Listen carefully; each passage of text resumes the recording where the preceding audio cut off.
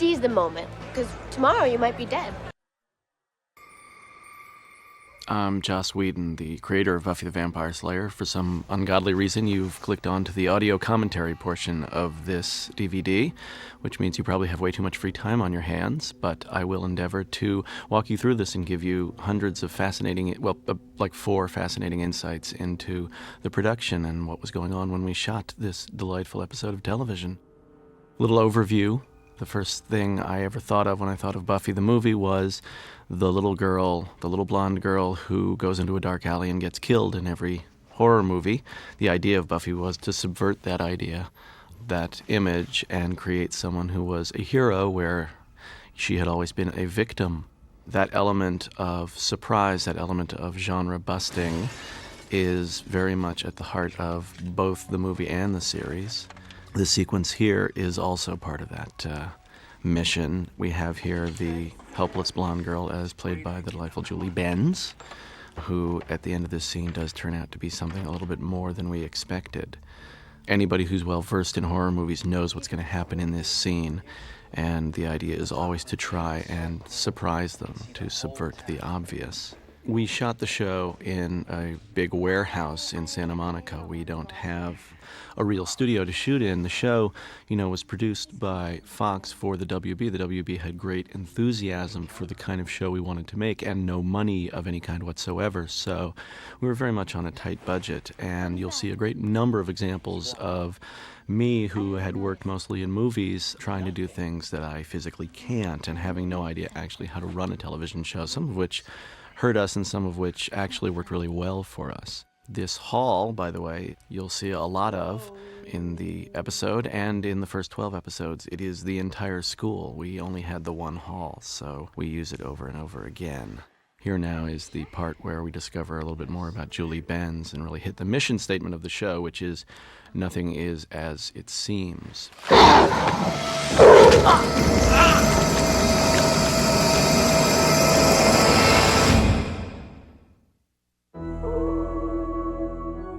In the credits, where it starts out with this scary organ and then devolves instantly into rock and roll, which is basically trying to tell people exactly what the show is in the credits, which is, here's a girl who has no patience for a horror movie, who is not going to be the victim, is not going to be in the scary organ horror movie. She's going to bring her own sort of youth and rockin' attitude to it. I'm a great believer in actually knowing what's going to happen in the show when you see the credits, so I very much wanted to state the mission up front.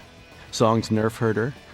We had a composer do a credit sequence for us, a song rather, and didn't really work out, and so we went to a few unknown rock bands to see what they could come up with, and Allison Hannigan turned me on to Nerf Herder, and we went to them, and they sort of won the prize. They did a great job. We open with Buffy and her nightmares.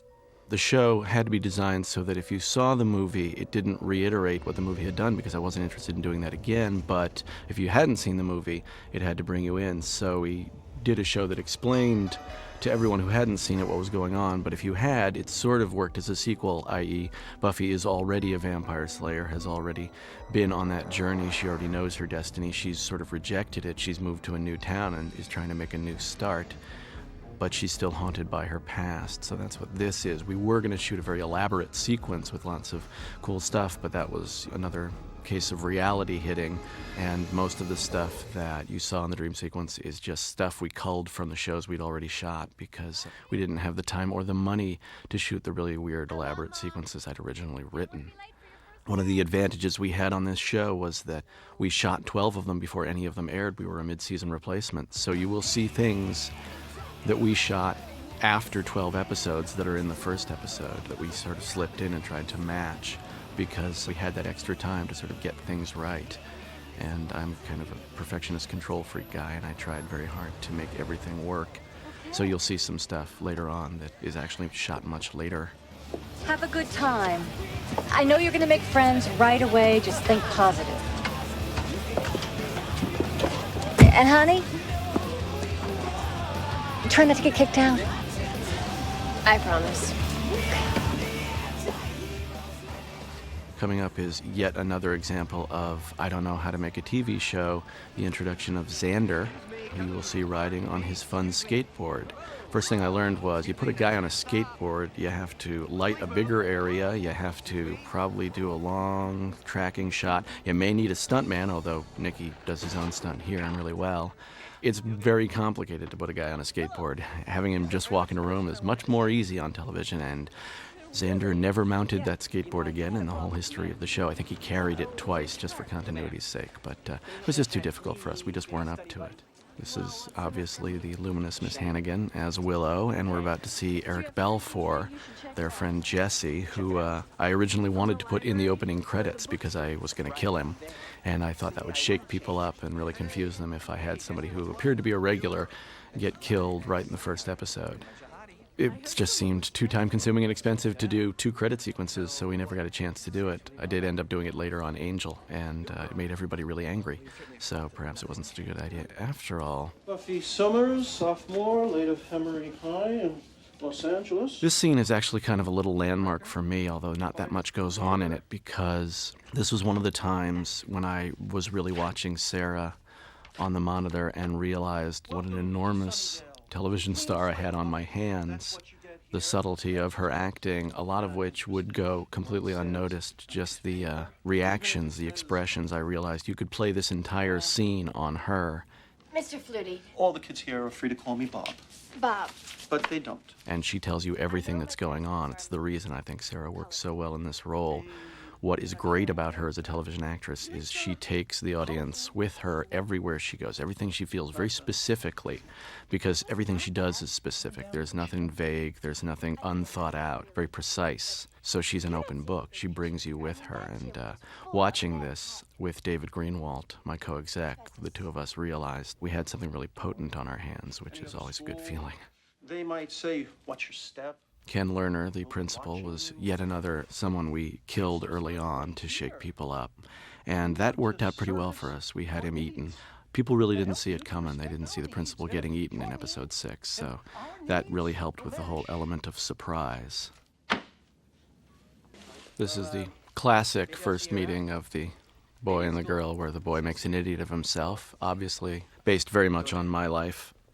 Xander, I've always identified as the figure that I most was like, because he did have that inability to sort of talk to the girl and come through in the big moment. And he does make an idiot of himself a lot. Of course, he's a lot prettier and more muscular than anybody who acts like that should be, but this is television, so get over it. The idea of this band of kind of outcasts being the heart of the show and sort of creating their own little family is very much, the mission statement. To me, high school is so much, I think for almost everyone, that band of, we few people that nobody really understand exist on a level that they don't. And your friends seem so terribly real to you, and everybody else seems so fake and strange. And then north. Thanks. And this popular plague led to what social changes? Steve? Charisma Carpenter here playing Cordelia is sort of the classic evil high school bitch. Obviously, there's a lot more going on there. She's not a total cartoon, although she does often act like one, and sometimes with a great big smile looks like one. But the idea here was to set up that she would see Buffy as someone she identified with. In the movie, Buffy started out basically as Cordelia. And ironically, Sarah Michelle Gellar was originally cast as Cordelia. So the idea that Cordelia, the popular, mean, kind of superficial one, would latch on to her makes perfect sense. And we wanted to sort of introduce Cordelia as somebody you thought might be nice, a little scatty maybe, but kind of endearing, and then turn it around and have her just lay into someone, into Willow, so that you realized, oh, she's not exactly what I thought she was either. And to set up our sympathy for Willow and also for Buffy when Buffy gravitates towards Willow, clearly because she's upset that Willow has been attacked. Oh, well, my mom picked it out. No wonder you're such a guy magnet. Are you done? By the way, I did notice in that last scene that Cordelia says that she's always wanted to live in L.A., and the fact is she did move to L.A. 4 seasons later for the spin-off, so as you can see, this is all one big, brilliant master plan, and nothing happens by chance. There goes Allison, King of Pain. When anybody attacks her, we learned early on, it opens up your heart. It's a terrible thing. She's so good at playing that vulnerability, and so that look, for example. It's in the bad part of town. Where's that? About a half a block from the good part of town. We don't have a whole lot of town here. But, you should show. Well, I'll try. Oh, look, they're back in the same hall that they were just in, because we just had the one hall. It's really kind of sad, actually. We're about to take Buffy into the library. This is the meeting place. It's the Bat Cave. It's a very important visual part of the show, and in the original script, she wanders through the stacks for a while, and it's dark, and it's scary, and it's a sort of labyrinth. As you can see here on the day, the wandering through the labyrinth became the walking into the big, brightly lit room where there is no labyrinth because we didn't have time, and it's really hard to light a labyrinth. So she just sort of stands there instead. I was looking for some, books. I'm new. Miss Summers? Good call. Guess I'm the only new kid, huh? I'm Mr. Giles. Tony Head, playing Giles. Tony Head was one of the few people that we saw and instantly knew right away there was nobody else was going to play that part. He embodied it perfectly. Most of the people who came in to read for Giles the Watcher would read him as so old and stuffy that he was only there to be boring exposition guy, to be just the one thing. Tony brought this undercurrent of kind of youth and sexiness and great acting chops to the role. So it was clear this is a guy who's still trying to figure out his own life, while the kids are as well, and that really works for us because it gives us places to go with Giles, and we've ended up going a lot of very strange places with him. Pa, she was starting fights. Neg Lee. Well, You'll hear in this scene a lot of really sort of wacky California speak. We toned that down as people didn't really respond to it and they didn't know what we were talking about. We still speak in a very strange pattern, but it's more based on the way I and the writers speak than on anything we think teenagers might want to say. Hi. Willow, right? Why? I mean, hi. Did you want me to move? Why don't we start with, hi, I'm Buffy, and then let's segue directly into me asking you for a favor. It doesn't involve moving, but it does involve hanging out with me for a while. But aren't you hanging out with Cordelia? I can't do both. Not legally. Now we come to the scene where Buffy latches onto Willow and we see that friendship begin to form. The character of Willow was a real difficult one for the network, and for us to cast, we were having a big confusion about who to put in there. I was determined that we wouldn't have the supermodel in horn rims that you usually see on a television show. I wanted somebody who really had their own sort of shy quirkiness, and while the network and I were looking for people, Allison Hannigan sort of slipped under our radar. She came in and we didn't really know she was going to be the guy, and then when she read for the network, we were just completely blown away. She brings so much light and so much tenderness to the role. It's kind of extraordinary. It still, once we'd cast her, was difficult for the network to figure out what was right about her. The incredibly nerdy clothes that she's wearing, you'll see her wearing for exactly one episode because they kept sending us memos. You must make her more hip, you must make her more cool, you must make her more like Buffy, which confused me because, I wanted to do an ensemble show, and an ensemble means that people are different. Besides, I think that outfit's really cute. But the character just, I think, threw them because she isn't the sort of TV, glow, big hair star that they would usually expect. And I very much kept saying, I don't think you understand. This character, this actress is going to have a fan base that is more rabid than anybody else's because she brings so much to it, and that's the character that people think that's somebody I might have known, that's somebody that I might have gotten along with. But at the same time, she's the ideal of that. And I knew that they would respond to her on a level that they couldn't even respond to Buffy because Buffy has an unattainableness. She's such a hero. Dead. Totally dead. Way dead. It's not just a little dead then. Don't you have an elsewhere to be? If you need a shoulder to cry on or just to nibble on. How did he die? I don't know. Well, were there any marks? Morbid much? I didn't ask. All I can think about when I look at this scene is how orange Eric and Charisma are because It took so long to shoot, and the sun went down, and we had to take the last bit of sunset and bounce it all over the place and put it on them for the last shot. Doesn't really actually match with the rest of it, but hopefully you're not noticing that, and you didn't hear me just say that. We're coming up to the scene where Buffy breaks into the gym to find the dead body.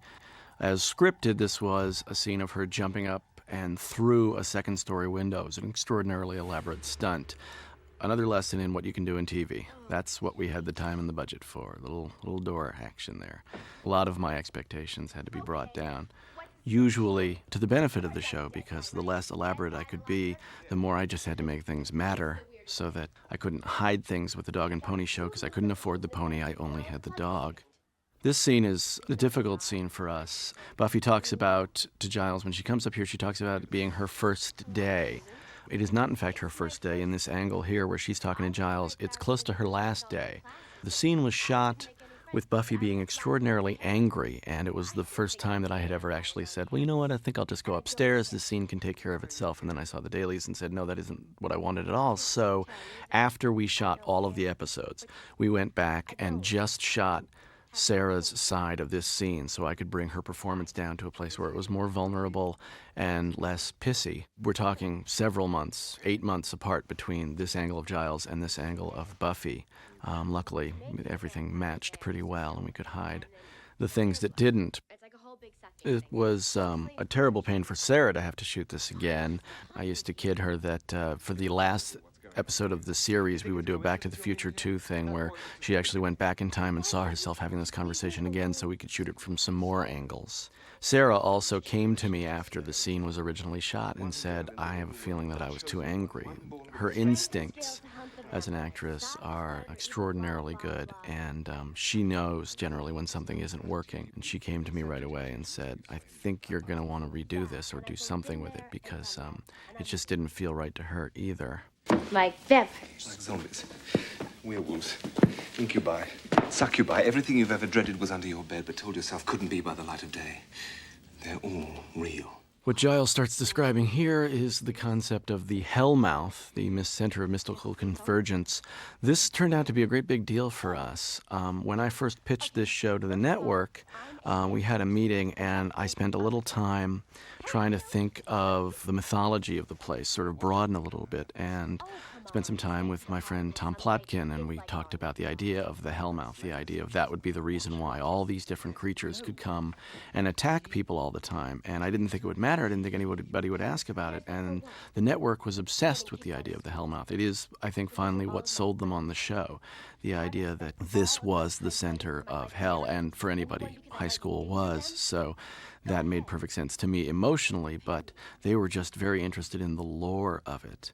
And the Hellmouth did turn out to be very important for the life of the series. They weren't wrong. It also provides a great shortcut for me because then whenever I can't think of a cool scientific explanation for anything, I just say, well, it's because we're on a Hellmouth, and just move on. What? Here we have Giles coming after Buffy in our one hall and sort of pushing her over to the side. One of the things worried about very much in the beginning was how intense he was with her, how much he manhandled her. I was the nun with the 6-inch rule. They must be 6 inches apart because a teacher having that intense a conversation with a beautiful young student and getting too close to her is pretty much unseemly. And so I kept having to say, you people, let's ease off on the tension here. Let's pull them apart a little bit because it's just not right. It's just not done. We're going down now to see the Master's Lair, which is the church that was swallowed in the earthquake. Steve Hardy was our original production designer, designed beautiful sets. You'll also see here a bunch of extras. We couldn't actually afford to put vampire makeup on all our vampires, and since vampires aren't always in vamp face, they go back and forth, we thought we'll just have some extras in there and it'll look creepy, and what it looks to me is like a cocktail party of people with torches. It's just really doesn't work at all, and after about 2 episodes we stopped having them there at all, and we only had people in vampire face or nobody at all. The Master suddenly got a lot lonelier in his cavern. The sleeper will wake, and the world Brian Thompson playing Luke. He came back and played the judge for us in episode 14 of the second season. Quite frankly, we were in a hurry, and we already had his face cast, and we knew we could put makeup on it. We knew he could give us a good performance. Hi, I'm an enormous slut. Buffy here saying the word slut. That turned out to be a big issue for the WB. The show has pushed its sexual content somewhat in the last years, but when we first made these 12 episodes, we weren't even on the air. They didn't know what time slot we'd be in. They didn't know what kind of a network they were, and they didn't know how far we could go. They didn't like us using the word virgin in episode 4, and the word slut here was a big controversy, even though we sort of did imply that it's not great to be a slut. I'm gonna get the gallery on its feet. Oh, we may have found a space today. That's great. Oh, and that school is a very nurturing environment, which is just what you need. Well, actually... Oh, not too nurturing. I know, you're 16. I've read all about the dangers of over-nurturing. Christine Sutherland playing Joyce. She's just great, and she's like Tony, somebody who's clearly still searching in her own life, who doesn't have all the answers. One of the things we really tried not to do with this show was make all the grown-ups complete morons, even though we play the metaphor of mom doesn't understand. And, your parents don't understand when you're a kid what you're going through. She literally doesn't understand that Buffy does have to save the world and is the vampire slayer. But at the same time, it's clear she's got struggles of her own, and she's a very sympathetic character. We didn't feel like demonizing and alienating the grown-ups on this show. It seemed a little single-minded and immature.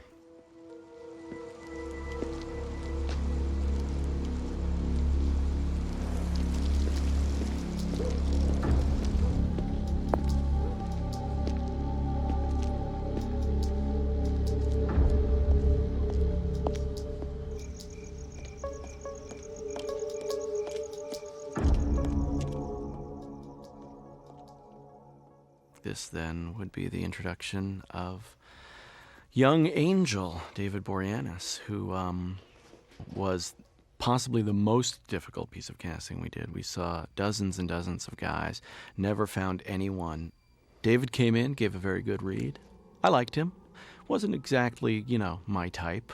I wasn't sure we necessarily had the guy here until I asked the women in the room, Gail Berman, the executive for Sandollar, and Marcia Schulman, our brilliant casting director, who had both turned into puddles the moment he walked into the room. They had just disappeared. They were so excited about what he was, and I had to defer to them. They seemed to know better than me, and thank God I did, because David turned into, not only a great star, but a really solid actor. This scene, this bit right here in the alley, we shot. Again, several months later, I shot this when we were shooting the last episode because the stunt hadn't really registered, and I wanted to do something pretty dramatic, very Batman. The stunt woman there was held up by a wire, and which we took out digitally and then came down on Angel. This part of the scene was also shot that night, several months later, again because Buffy's attitude had been very angry, and we wanted to pull it back and make her more vulnerable. The moment he gets up, the rest of the scene now plays when it was originally shot, when we were shooting the first episode many, many months before. We still ended up having to do some looping on Sarah to bring the attitude back a little bit so that she wasn't too aggressive. You're standing at the mouth of hell, and it's about to open. Don't turn your back on this. You've got to be ready. What for? For the harvest. Who are you? Let's just say I'm a friend.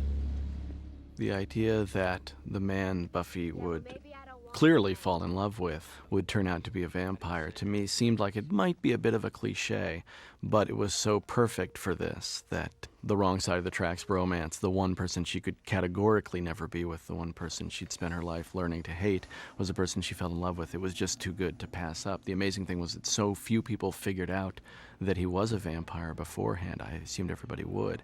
Giving her the cross was supposed to be a mislead so that you wouldn't suspect it. Of course, he gave it to her in a box so he didn't have to touch it. This is the actual warehouse that we shoot in.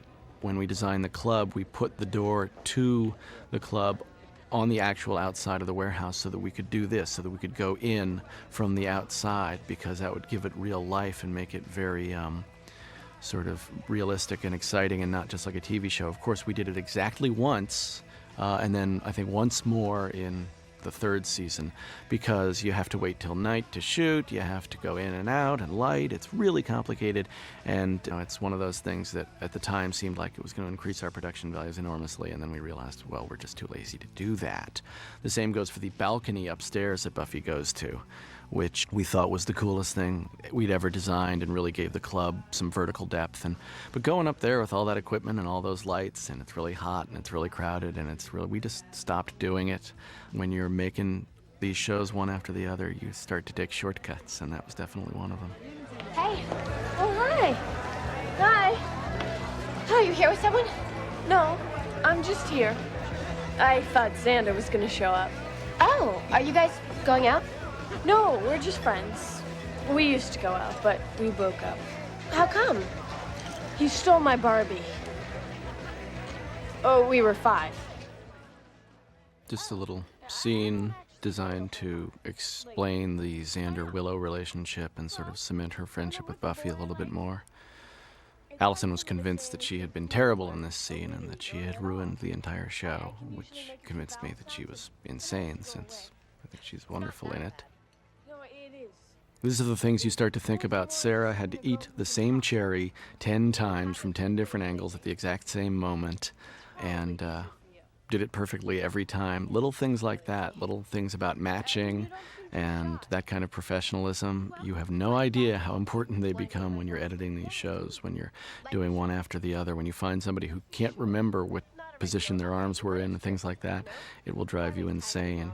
But Sarah's been doing this obviously forever, and she's a classic pro at that. Oh, that's nice. She is actually about to go up to the balcony finally. I think it's a very beautiful sequence in terms of the lighting. Michael Gershman has been our DP on this show since the beginning. He's got an extraordinary eye, makes things very beautiful. Really gave the show a lot more depth than it might have had. Most science fiction horror shows tend to be very flat, sort of very awkwardly lit, very blue, very sort of distancing. Mike makes a very lush palette with a lot of blacks and a lot of depth, and can make something both eerie and beautiful at the same time really well. I think that's shown to great advantage here where they're standing on the balcony. We shot the show on 16mm as well, which doesn't have the depth of 35mm. It's much smaller negative, it has a lot more grain, and the whole time we were shooting on 16, which was for the first 2 seasons, nobody ever knew it because Mike did such a great job. The harvest. That means something to you, because I'm drawing a blank. I'm not sure. Who told you this? This guy. Dark, gorgeous, in an annoying sort of way.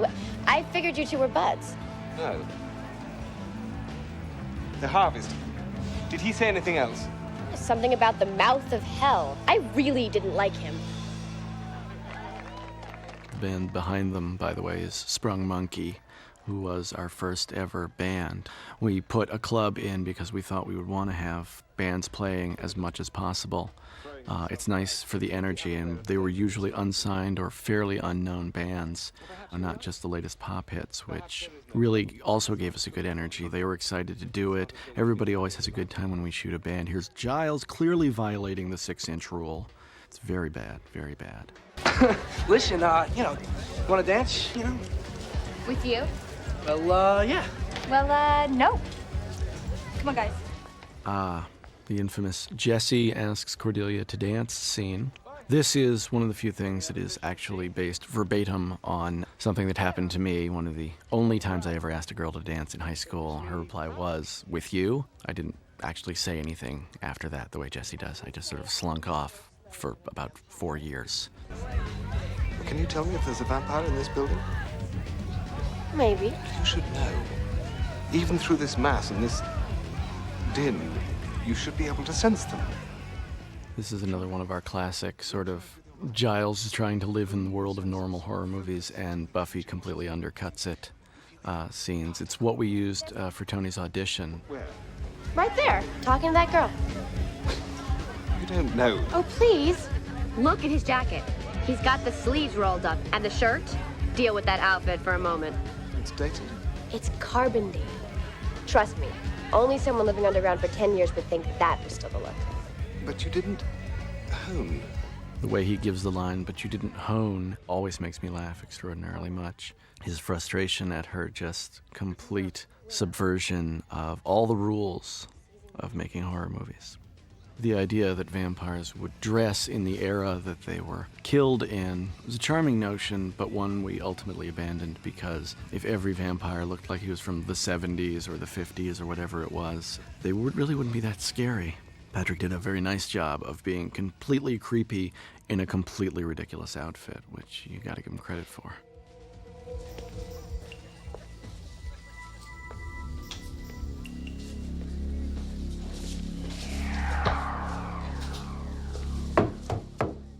Buffy's going into the bathroom area here. It was another scene that we reshot because it was too brightly lit, too wide.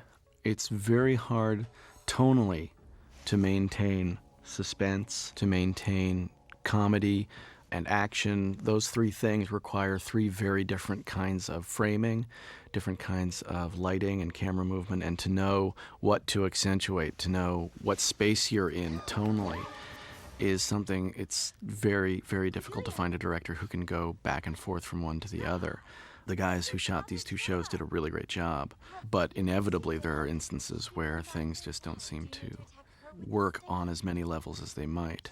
The idea that the show could be so schizophrenic, that it could be bouncing from horror to comedy to action to drama all the time, is something that some people had trouble getting used to. Luckily, my performers all turned out to be people who could do all of those things and turn on a dime between one or the other.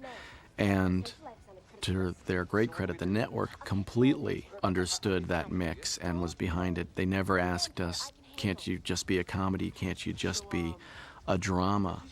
We had one sticking point, one issue about that, which was the title, which very clearly says we're a comedy, we're a horror show, and we've got action, Buffy the Vampire Slayer, and sort of wears both its silliness and its cross-genre kind of popping around on its sleeve, and that threw the network because they weren't sure how to sell it. They understood what the show was, but they weren't sure how to show that to people. And we bandied about the title. We went back and forth a lot of times.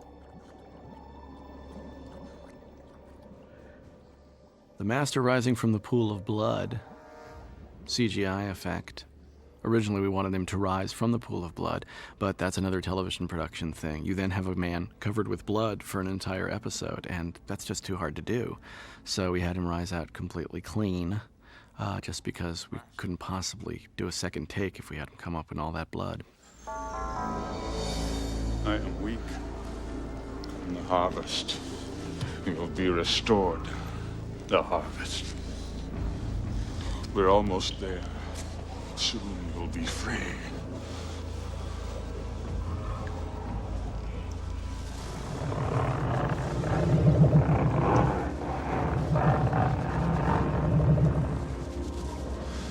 I must be ready. I need my strength. I've sent your servants to bring you some food. Good. Mark Metcalf, playing the Master, he did a great job for us. He had been working on Seinfeld as the maestro. He had been in Animal House. Most of the guys we read came in and gave us villain, villain, villain in a very unimaginative way. Mark is completely not that guy. He's not that character. He's just very sort of sly and kind of urbane and real, although he completely came up to it, and we put him in some really good-looking makeup. He undercut all of the villainousness with real charm. And that's, like Buffy herself, one of those things that it's a key to the show, is always playing the comedy under the horror and vice versa. Another rule of the show that we learned very early on was put Willow in peril. Allison, her vulnerability works very well, and every time something looked like it was going to happen to her, it really just kind of tears the audience up. One of the biggest problems with the show as a writer is that your heroine is your hero. She is stronger than a lot of the things she faces. She's take charge, as she is here. She's very much the hero, and creating opportunities for her to be in genuine peril are difficult because the whole point is, her strength. So it's very good to have the ancillary characters, especially because, like Jesse, sometimes they actually get killed. We can really put them in danger and really stress their vulnerability. With Buffy, it turns out to be a question more and more as we work on the series of putting her in peril emotionally, because just because she can defeat something doesn't mean that it can't affect her. And Sarah plays the sort of grief and dealing with that level of her life really well, so Buffy's problems are less physical than emotional, whereas Willow sort of has both going on.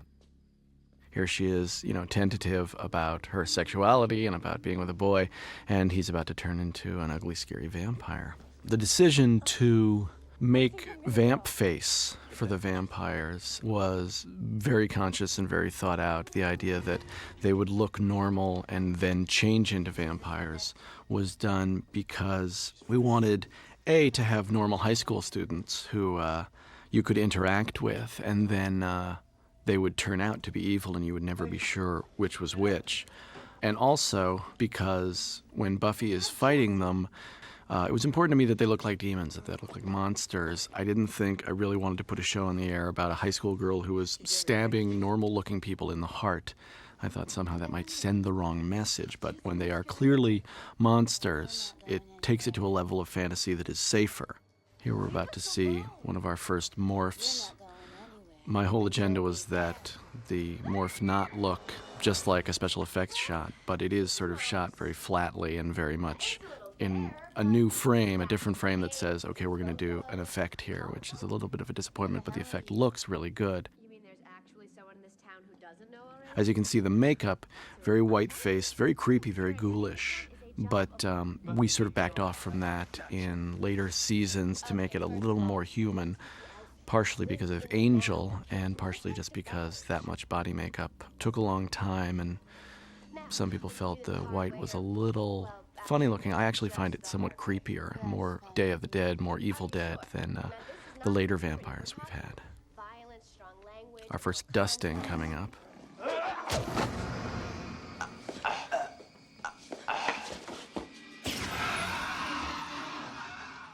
I like the way he explodes into dust there. That's something we've worked on and perfected over the years as well. That was also a very conscious decision that they would turn into dust, clothes and all, because I didn't think it would be fun to have 15 minutes of let's clean up the bodies after every episode. And part of this has to be hidden. People can't know that there are vampires everywhere. We get away with a lot of that by saying, well, people just won't admit it to themselves.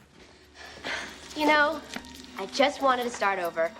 Be like everybody else, have some friends, maybe a dog, but no. You had to come here. You couldn't go suck on some other town. Who are you? Don't you know? I don't care. You were supposed to be bringing an offering for the master. We're almost at harvest, and you dally with this child. We had someone, but then she came. She killed Thomas. Luke, she's strong. You go. I'll see if I can handle the little girl. Luke refers to Buffy as the little girl in this scene. That was one of the joys of the show that we haven't been able to do as much, was the idea that nobody took Buffy seriously. As the show's progressed, she's met fewer and fewer people who don't know who she is, who think that she's nothing but a little girl. And it's such a charge when somebody underestimates you and you turn out to be stronger than they are, and that's really the heart of the show. You're wasting my time. Hey, I had other plans too, okay?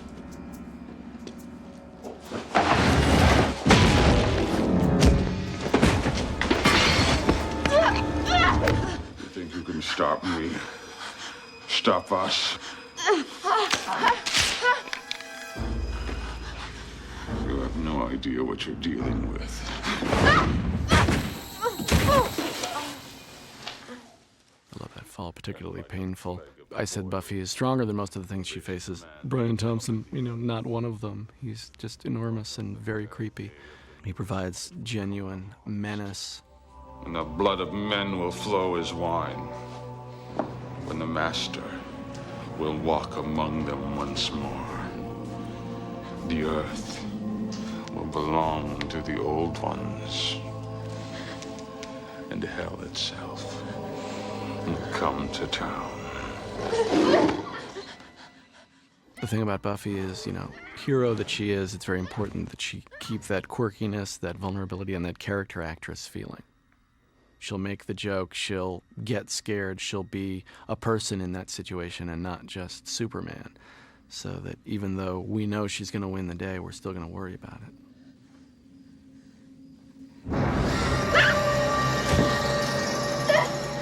Amen.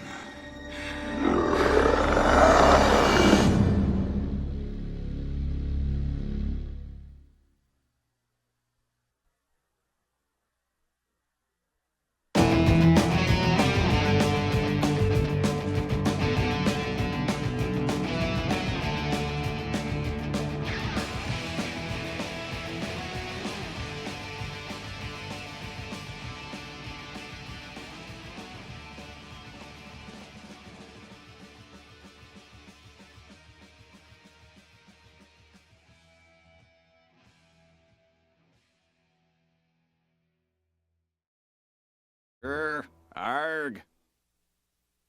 Whoa! Hey! Did you know that you fucking subscribers to you doing the numbers? I have a bell, you guys just press the bell you do want to see the videos! Hey! What the fuck? You gotta watch my videos if you're not subscribed and press a button! Press it!